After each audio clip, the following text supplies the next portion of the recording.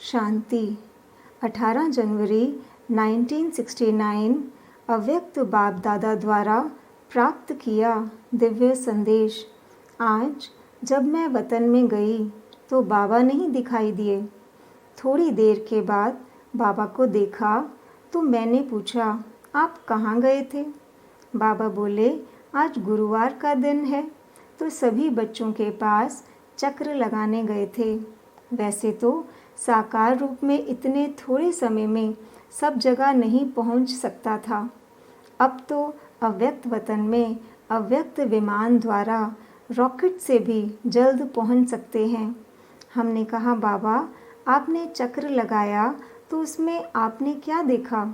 बाबा ने कहा, मेजॉरिटी बच्चे अभी तक स्नेह में अच्छे चल रहे हैं और बहुत ऐसे भी हैं जिन्हों के अंदर कुछ संकल्प भी है कि ना मालूम अब क्या होगा, परंतु संगठन के सहारे अब तक ठीक हैं।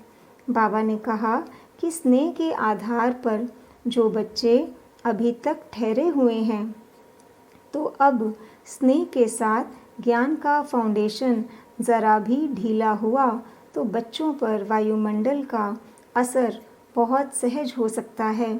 इसलिए हर बच्चे को अपनी चेकिंग करनी है। फिर भी अव्यक्त देह में हो तो स्नेह में पहले फोर्स अच्छा रहता है, लेकिन इस स्नेह पर फिर जैसे जैसे दिन पड़ते जाएंगे तो वायुमंडल का असर जल्दी पड़ सकता है। स्नेह में भल कहते हैं कि शिव बाबा कल्याणकारी है या बाबा ने जो किया है वह ठीक है। स्नेह के वश संकल्प बंद किया है। स्नेह की रिजल्ट मेजॉरिटी की अधिक है। वायुमंडल का असर हमारे पर न हो और हमारा असर वायुमंडल पर हो, तब कायदे मुजीब चल सकते हैं। हमने कहा कि बाबा हमारे पास तो ज्ञान की ही बातें चलती हैं।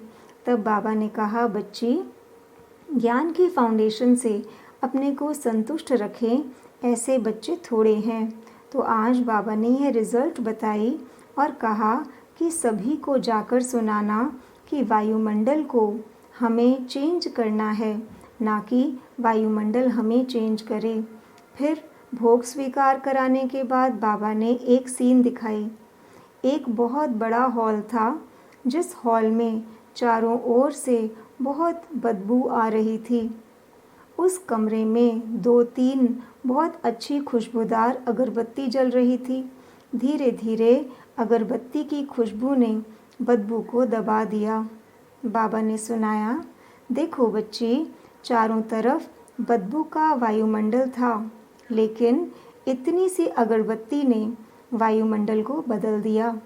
तो तुम बच्चों पर जब देखो कि वायुमंडल का असर होता है तो अगरबत्ती का मिसाल सामने रखो कि हम सर्वशक्तिवान बाप के बच्चे हैं।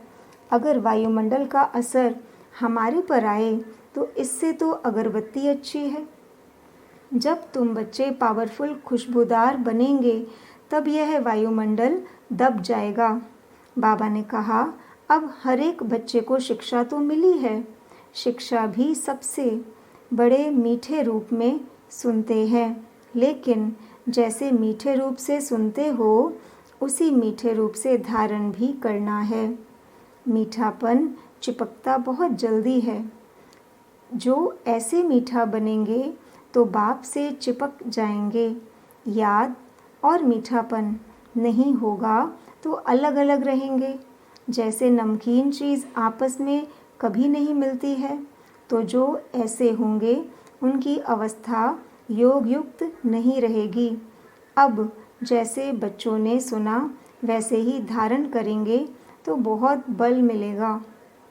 अच्छा, ओम शांति।